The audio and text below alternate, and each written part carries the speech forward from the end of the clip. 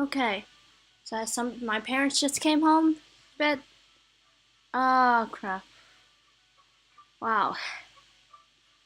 Oh.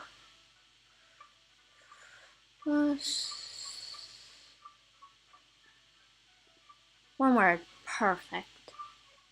What, you still think he's perfect after all this time? Didn't we figure that you get a reality check about his flaws once you met him? Oh god. Wait a minute. But the screen. I hope this happens all the time. Once you met him again, this is reality. He knows about the kimono. Not to mention he's a total history buff. Hold on. You brought up the kimono on your first date. Not to point Rose. He even wants to take a look at it again with me next week. She is a history nut, and her favorite artifact is one of the most ornate kimono ever uncovered in our history. Though its beauty and intricate design has been perfectly preserved after all these years, its name and maker has been lost to time. Now it's known only as the kimono. A fact that she finds extremely fascinating. I guess I understand why, though. An anonymous letter was found inside the kimono. It talks about never forgetting its recipient no matter how much time passed, and wanting to meet them again one day. Long story short, a connection that spans all time and hardship. Some believe it's a love letter, but it never confesses anything to that effect. Either way, it seems the letter was never sent. It's tragic. But that's what makes it one of the most mysterious pieces in fashion history. So, no way. So he's really is still Mr. Right for Chi. Yes, yes. Chi rolls her eyes and I burst into laughter. Luckily for me, Chi's in a really good mood. Unluckily for me, my boss isn't, and he's standing right by the door when we entered the office. Miss Red, my office, please. She looks nervous, staring only at me, but something waved her away. Yes, sir. I follow suit as he whirls and marches into his separate office. Wow. They have, this type of art and whatnot. She gives me a smile of encouragement right as I follow Mr. Kono and shut the door behind me. This is not a closed office. There's another desk. Is something wrong, sir? Mr. Kono's expression is solemn as he points to a folder on his desk. It contains my design proposals for the event I prepared a week ago. What is this? Almost everything you came up looks made for a mix and match store. A mix and match store? Sir, I clear my throat, trying to sound more confident. I really did go over everything twice this time. So what was it this time? If not carelessness, just plain laziness? A wounded expression glances my features before I can help it. Mr. Kono sighs. Miss Red, you work here. So I'm certain you aren't even remotely untalented. The hiring committee I once saw that out of your entire batch of hires, you showed the most promise and zest. You started out so well. What happened? What happened, huh? I tried not to clench my fingers. Mr. Kono always gives me some talk about how I had so much potential and how I'm not using any of it. And as much as I try to brush it off, part of me knows that he's saying the truth. But what can I do if I don't feel happy every time I think about the problems or flaws I see in my work? He keeps telling me I'm smart and talented, but how can I believe out when I keep getting passed over for a promotion. It comes to a point that sometimes I don't see the point in trying anymore. Because my creations, goals, feelings, I don't even understand them anymore. Wow, this is deep. I'm sorry, sir. I'll do better next time. Mr. Kono watches me, searching my blank face for something, but he doesn't appear to find it. All right, just make the revisions I noted and add the necessary details. I expect a better design proposal next time, Miss Red. With that, he turns his laptop on, refusing to mute my glaze again. His sign that I can go on now. Wow, that's sad. My colleagues watch as I leave the office, but I don't show anything besides my slumped shoulders. I make my way back to my cubicle, dumping my purse and folder on the desk as I take my seat. Never mind all that. No point in getting worked up. I can just relax later. Yeah. Rose, are you okay? The last thing I need right now is pity. But I know cheese means well. I feel like this should be a comment that should be lowercase. Yeah, I'm fine. Just got the usual lecture, you know. I punctuate it with a smile and a nonchalant shrug, waving away cheese concern. Anyway, enough about that. I promise we have drinks later tonight to tell us your reunion with Mr. Wright, and so you can finish your story about him. Rose. She doesn't hide her grimace at the idea of me drinking. I admit I had a past filled with me getting into hysterics or having way too much to say when I get some alcohol, but it's not like I do it often. Come on, Rose, I promise I won't get loud. Really? Really? I smile innocently and she surrenders with a groan. I don't know if it's chi or chai. I'll go with chi. Chai sounds like chai tea. Oh, alright. Wow. I wonder what all these say. The rest of the day passes without incident, and I'm just too happy to be out of the office to dwell on what happened earlier. Okay, so which bar should we go to? How about that one bar we went to after Nanako's birthday? Didn't Ren start a fight with someone there? Oh, right.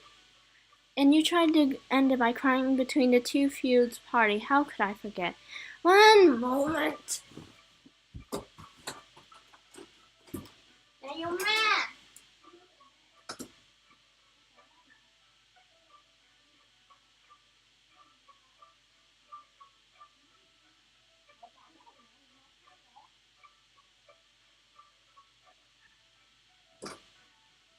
Wow. Parents get home and church is so full of energy. Next! It's not my fault. There's always an incident whenever we visit Kyoto. Then what about... Oh, wait, how about...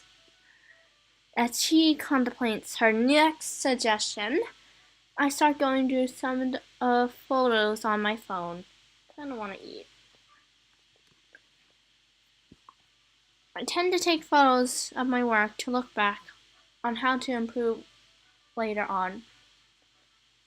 At first, everything looks fine, needing only a minor correction or two.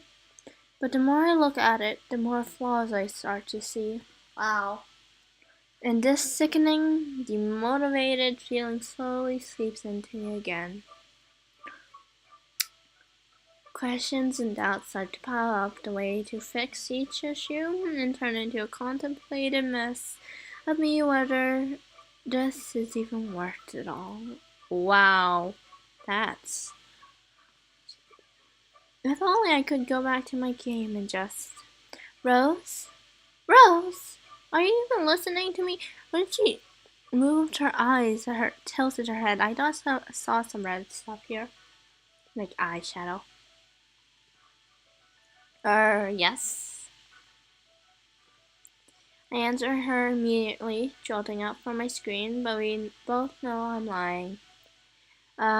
Hey, you're going to the museum with Mr. Wright next week, aren't you? She graciously lets me change the subject.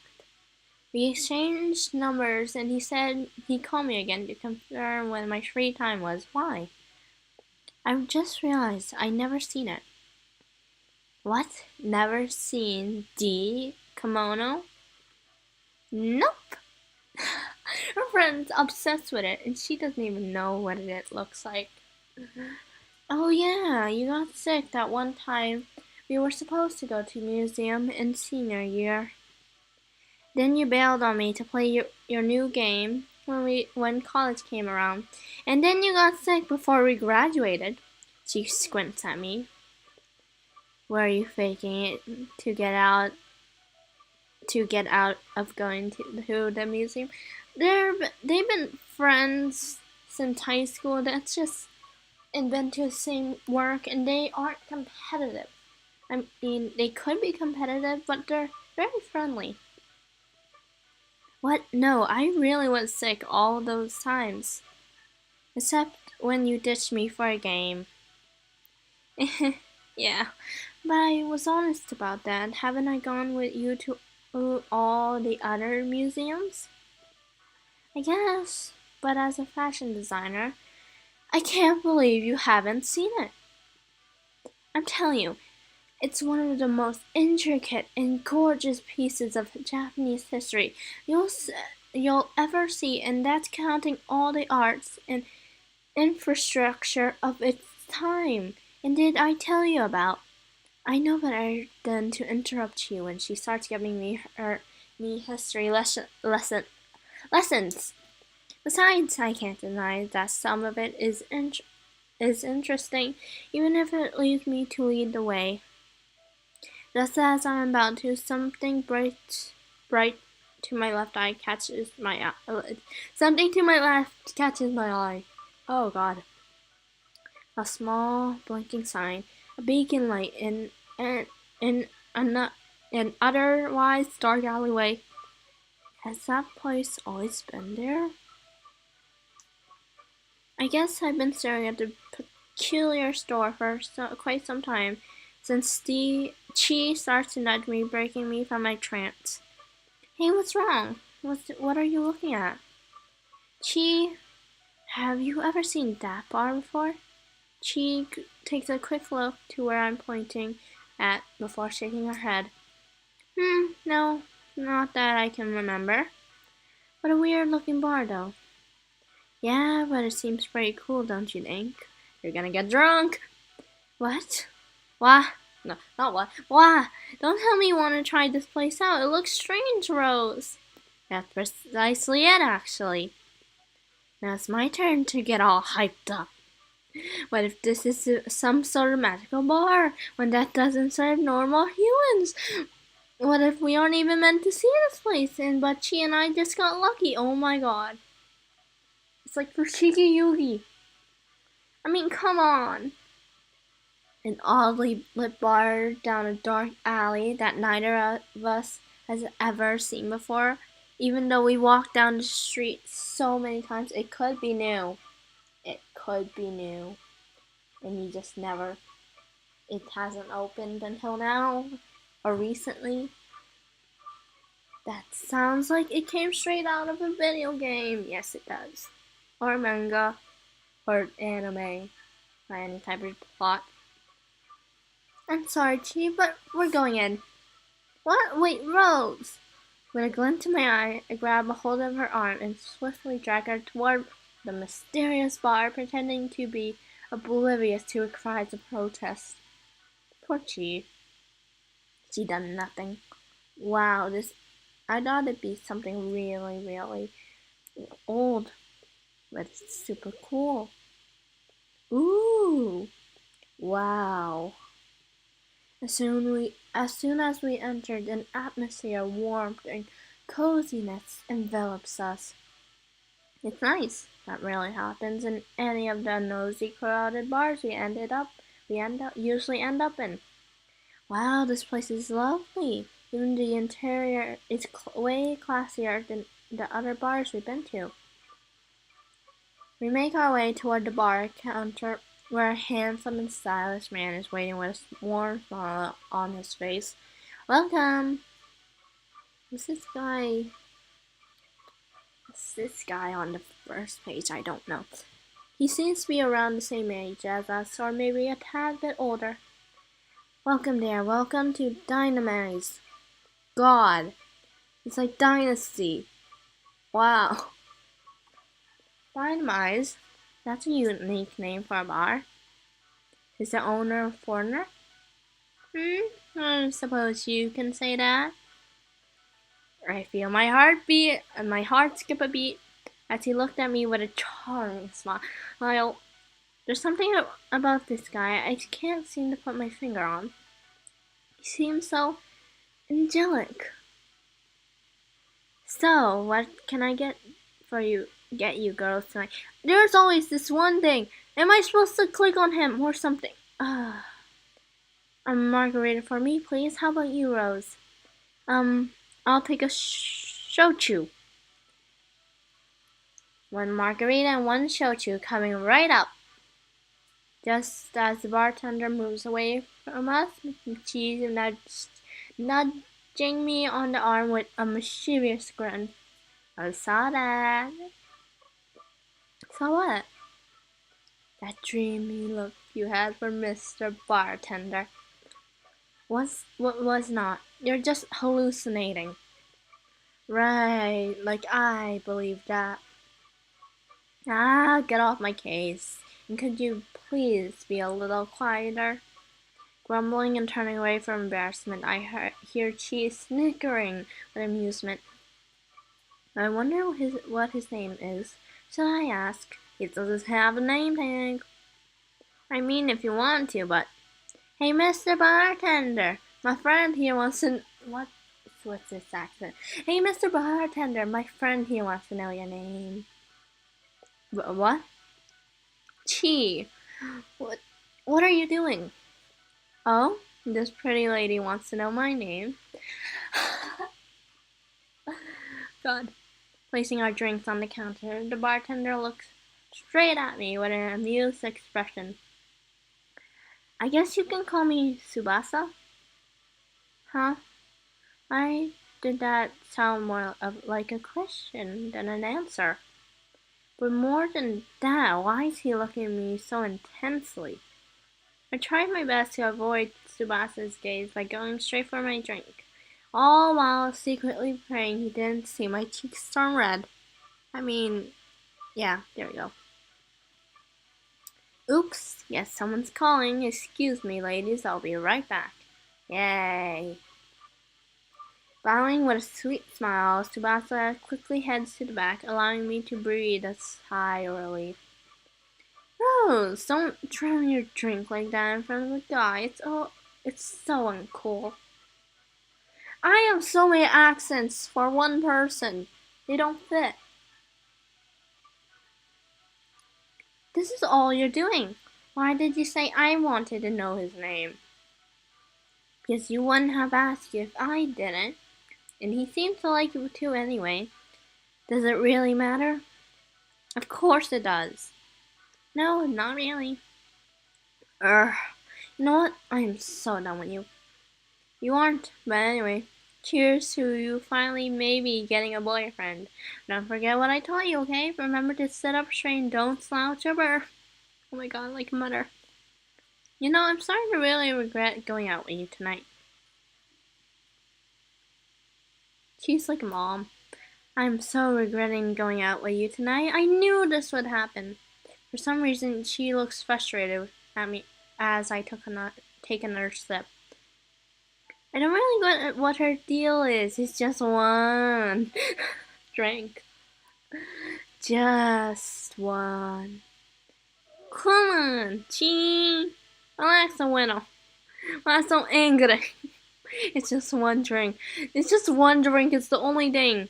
She says correctly. Angry? Is that even a word in one drink? Rose, you had more than 3 glasses. What do you mean only one drink? Ah, stop being so hysterical. You're gonna scare Mr. Tsubasa here. He's so cute though. Oh my, aren't you a bold one? Oh god, he's here. Tsubasa chuckles and I grin like a giddy schoolgirl. Yay. He really is cute, this guy.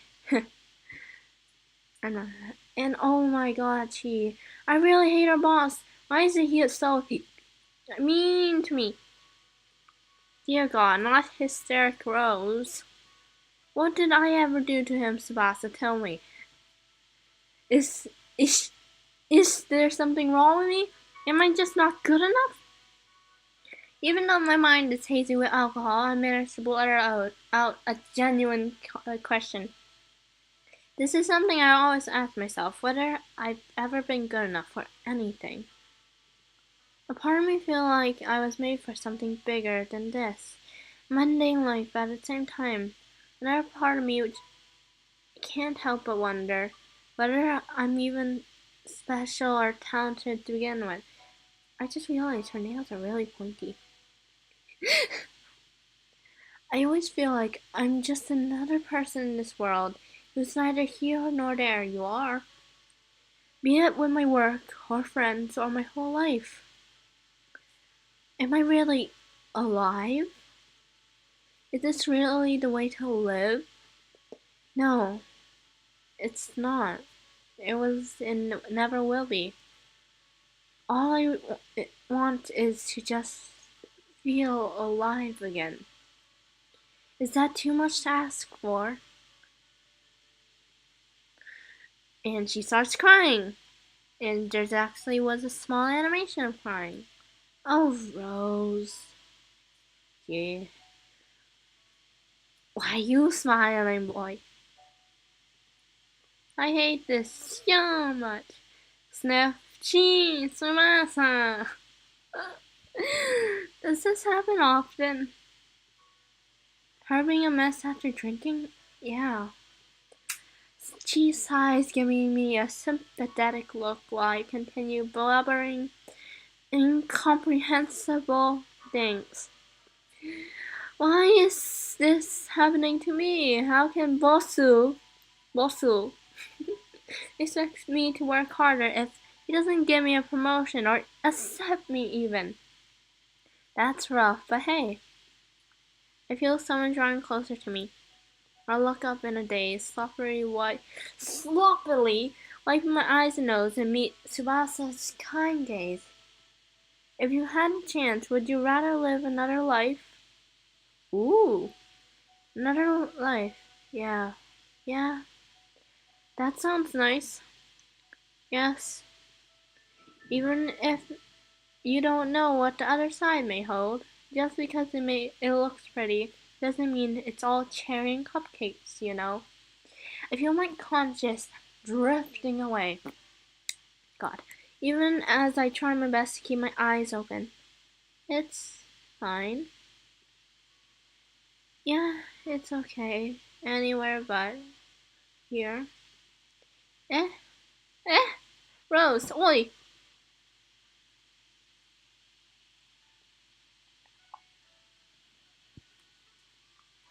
Where am I? Wasn't I at the bar with Chi? Ugh. The sun's too bright. My head hurts. Slowly getting up, I press my palm against my throbbing head. What in the world happened? Oh. Oh! But some memories from late last night slowly come back to me, and I only friends at the monster I became in front of Chiba and Tsubasa. Oh god, what is he going to think of me from now on? And what is Chi gonna say to me when I call her later? The thought of Chi might do to me sends shivers down my spine. I promised her I wouldn't get drunk, and yet, oh boy, I am so dead. I sluggishly turn to the bedside drawer, already thinking of all the apologies I'm gonna write her. to her when I see a post-it note neatly placed beside my phone. You're lucky we have 2 days off, or else. Anyway, I brewed tea for you, and there's some fruit in the fridge. Feel better soon. P.S. Let's never go drinking again. Yeah, at least she doesn't sound She sounds angry. Thanks, Chi. I wonder. I plop back onto my bed, my head still a spinning mess. I try to think back on what transpired earlier, but the only thing I can remotely remember is meeting a handsome bartender, drinking myself silly, and making a huge fool of myself. You know what? I need to remember to save this stuff.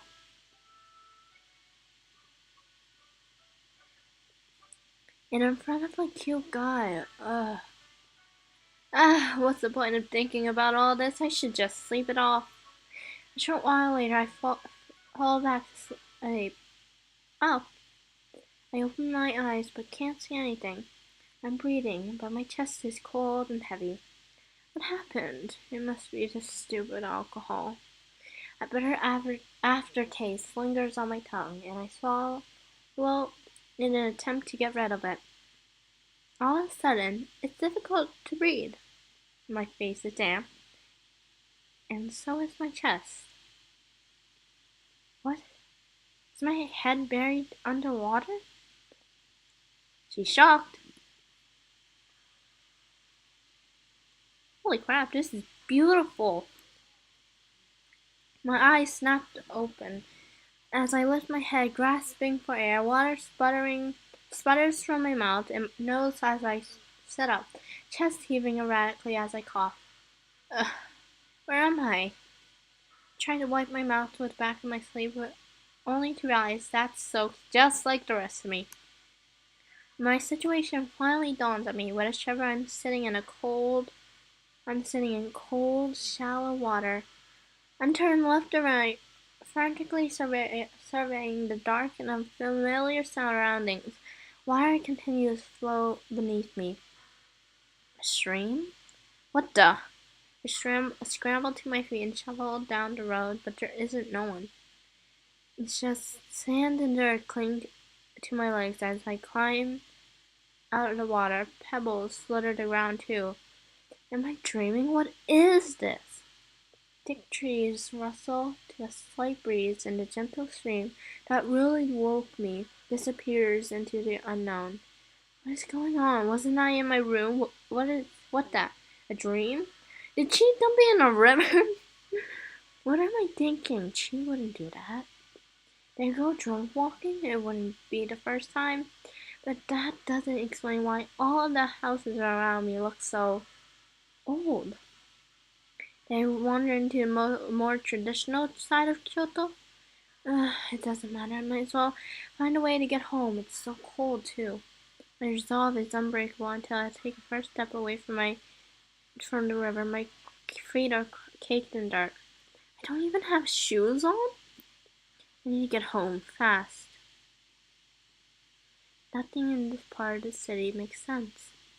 Everything is dressed in clothing from Japanese history. Again, not carrying any cell phones for authenticity. Fine. But not knowing what a telephone is, calling me crazy and turning me away, that is just rude. But at the same time, I can't even find any cars or bicycles. No signs pointing to the subway, no nearby buildings whatsoever. I have a bad feeling about this. You are in the history. Excuse me, where are we? In the capital, of course. Where did you think, girl? This is Tokyo? You're kidding, right? The man gives me a confused look before walking off. I try again, following him. Okay. Do you know how I can get back to Kyoto then? I haven't seen a single car at all. What are you talking about, girl? You are in Kyoto. Could this be one of those towns preserved with old buildings for tourists to get a taste of history?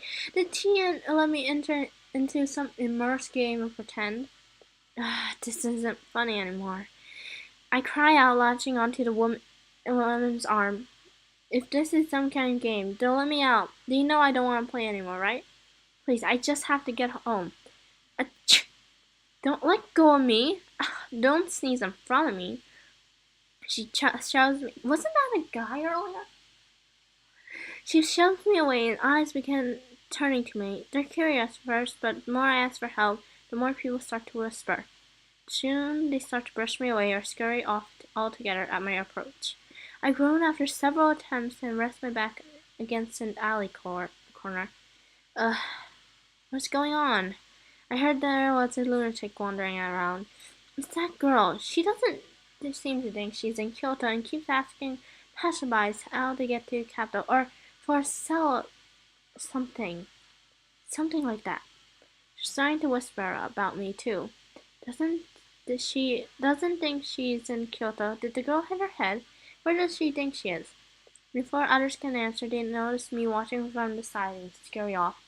They think I'm crazy? They're the ones acting insane. Either the dedication of this farce is just intense, or they really aren't pretending at all. But if this really is Kyoto, wouldn't that make it a question of what exactly went in Kyoto?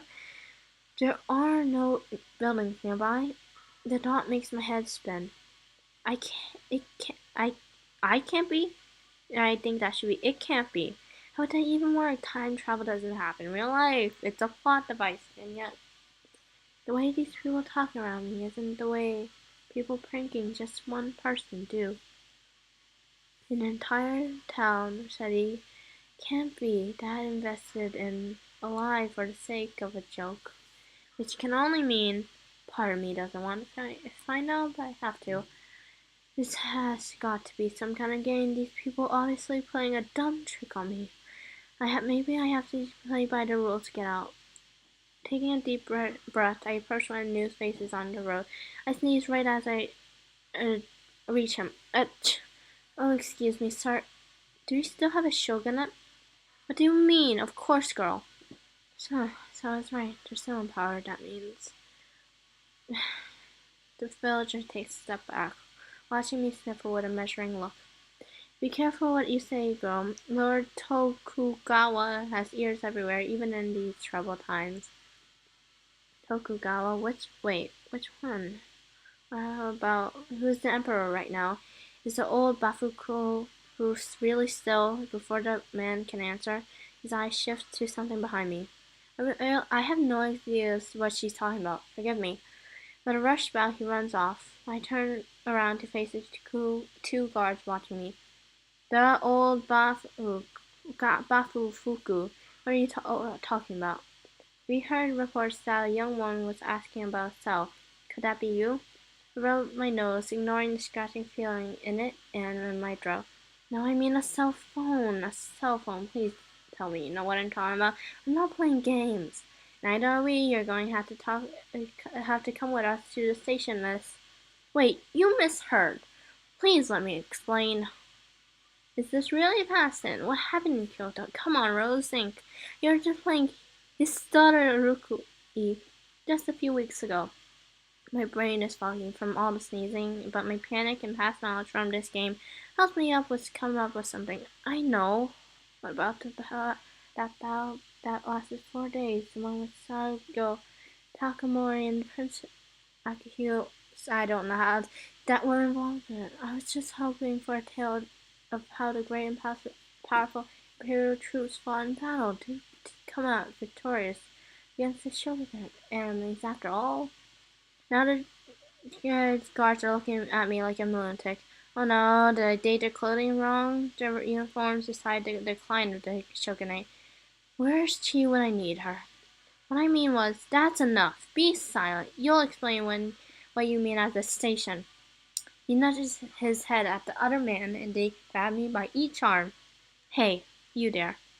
The guards were all turning me around with them. Before us stands a tall man. I am sure this is one of the guys and what's it called? From H. A tall man with a stoic expression and a katana at his side. A samurai?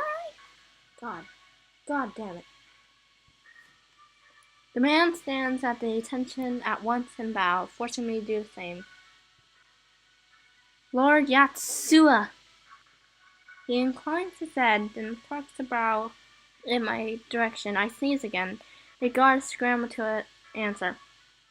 Oh, Lord Yatsuya. We're simply taking this young woman to the station.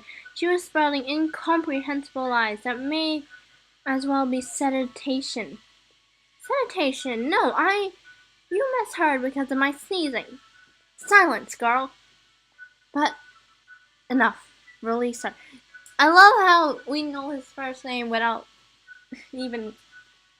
His tone is commanding, even without raising his voice, and the three of us fall silent. But my lord, this woman is one of ours, sent to sniff out sanitation elements. This was her way of returning to us to debrief me on her mission. Do you understand? Release her. He tells the guards and turns to me. You may drop the act. I don't know who he is, but following him is faster than getting thrown into prison. Maybe he'll let me out of this game faster. God damn it, woman! Think! Are you in a game if these people are ready to throw you in prison? Yes, my lord. Sorry. Of course, Lord, yes. I don't know his name. They let me go, inclined their heads in apology. I rubbed my arms painfully, but I'm just as clueless as they are.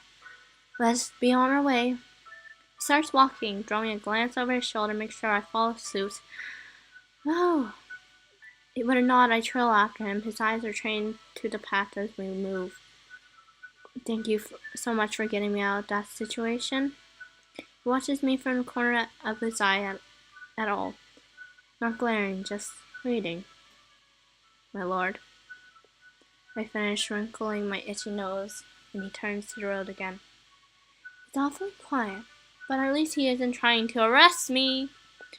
May I ask the name of our current emperor? His Majesty, the Emperor Meiji. So the court is still in Kyoto, but the Emperor Komei has died?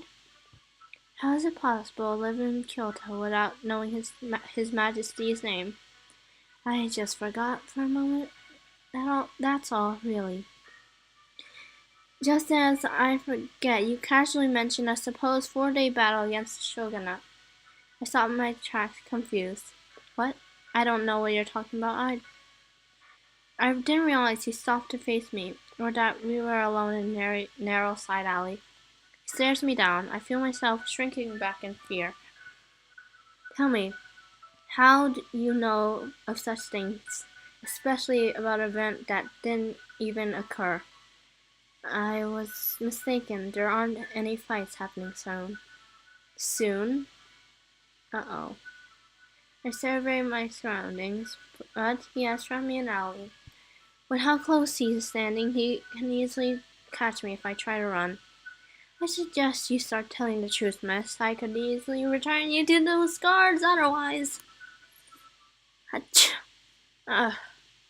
Distracting me with your sneezing isn't going to work. I intend to have answers. I'm not. If I were pretending to be sick, why would I choose to keep sneezing of all things? I demanded angrily, but he doesn't budge. He's standing even closer, just watching me wipe my face and sniffle. I feel guilty for yelling. He saved me after all. But this game is starting to get on my nerves. Still, he's showing no sign of breaking this weird facade. If I'm pretending to be a native to the sign, I can't tell him how I know about Toba Fushimi. It was nothing. I just dreamt that the shogunate was so fed up. He decided to attack Kyoto, which led to a long battle. Yeah, that's all it was. I was mistaken. I speak calmly as possible, trying to show him I'm being truthful. It has the opposite effect. His eyes widen. Now you claim to be a Sir.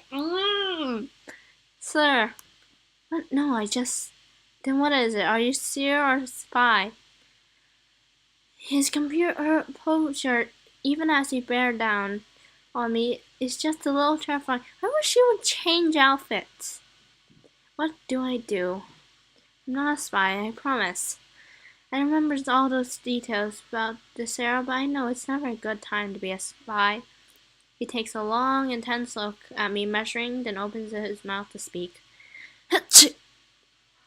About whatever he was about to say dies on his lips. Instead, he sighs. Come with me.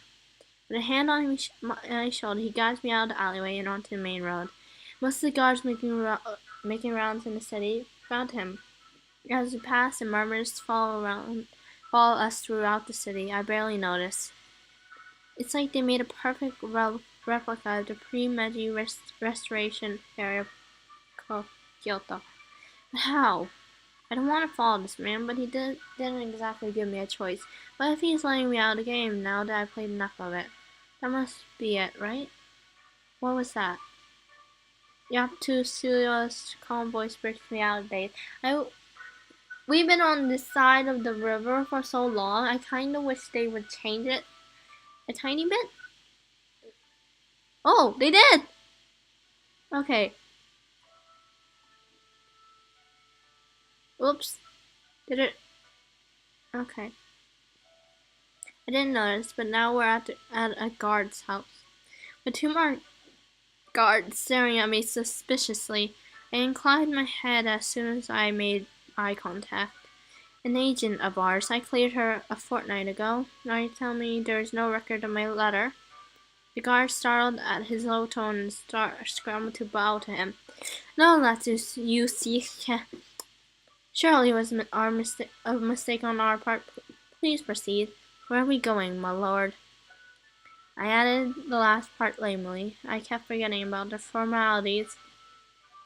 Yatsuya squeezed my shoulder as if telling me to be quiet.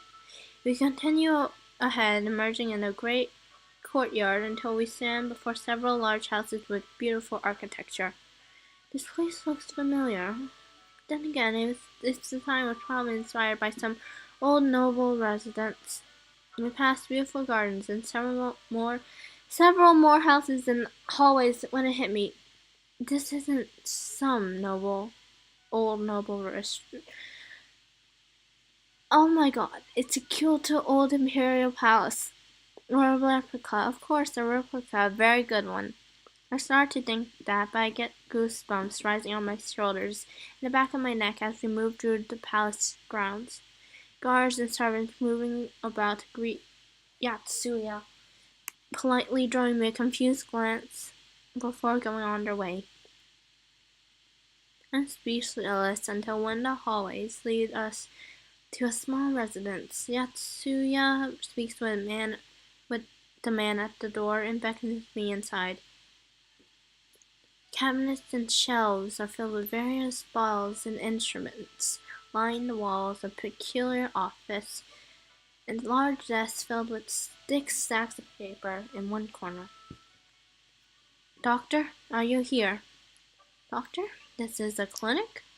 A silence follows his voice, and the clinic side door opens. Hey, this was one of the guys on the front side, too. A man with a cup of tea in his hand enters, walking past us to sit behind his desk and flip through one of his notebooks. Lord Iori. Achoo! The man looks up in surprise, blinking as he glances between me and Yatsuya. His confusion lingers on my clothing. Lord Yatsuya, what is this? His voice mirrors the polite smile that doesn't reach his eyes. I'm sorry, but you know the male physicians may not attend to concubines. Excuse me, I'm not a concubine. I'm not even supposed to be here. Can I leave? The physician looks even more confused, and the samurai ignores me completely. Ah. Then what are we doing? What are you doing here? Lord Yatsuya, you know I make exceptions for grave illnesses, but just give her something for a cold, please. The physician sighs but shuts his notebooks and gets to his feet. He disappears in the room where he came from, leaving me in the clinic with Yatsuya. You know what? I'm gonna save it here. This is the prologue, but it's so long. Oh god. Options. Full screen, Windows screen. Oh no. Turn, skip, save, low, save. Wow.